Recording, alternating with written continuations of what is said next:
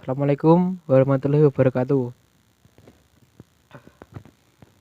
Perkenalkan, nama saya Agung Arianto dari 11 TI 1 ingin mempresentasikan bab PPKN yang berjudul Sistem Hukum dan Sistem Peradilan di Indonesia.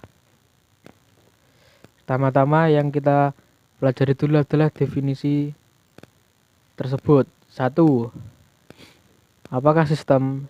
Sistem adalah sebuah kesatuan yang bersifat menyeluruh yang terdiri dari beberapa bagian yang saling berhubungan. 2. Dan apakah hukum? Hukum adalah salah satu norma dalam masyarakat yang bersifat mengikat dan sesuai dengan kebutuhan masyarakat secara keseluruhan. Maka dari itu, kita bisa menyimpulkan definisi dari sistem hukum adalah seperangkat aturan yang tersusun secara teratur serta berasal dari berbagai pandangan, azas, teori dari para pakar. Sementara peradilan merupakan segala sesuatu yang berhubungan dengan perkara hukum. Sistem hukum dan peradilan saling berhubungan satu sama lain.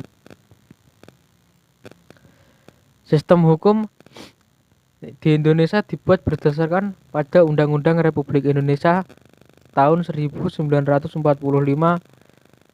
Selain Undang-Undang Dasar 1945 dan Pancasila, Indonesia juga memiliki hukum nasional yang merupakan warisan hukum kolonial, antara lain KUHP, KUHP Perdata, KUHD.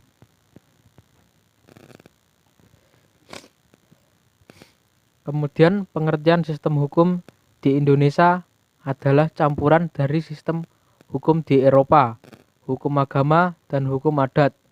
Sebagian besar sistem yang dianut mengacu pada hukum Eropa, khususnya dari Belanda. Hal ini berdasarkan fakta sejarah bahwa Indonesia merupakan bekas wilayah jajahan Belanda.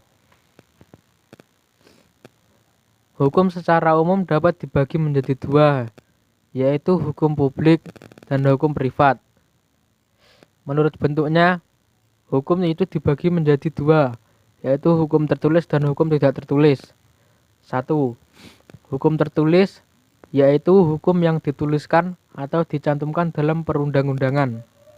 Kedua, hukum tidak tertulis adalah hukum yang tidak dituliskan atau tidak dicantumkan dalam perundang-undangan.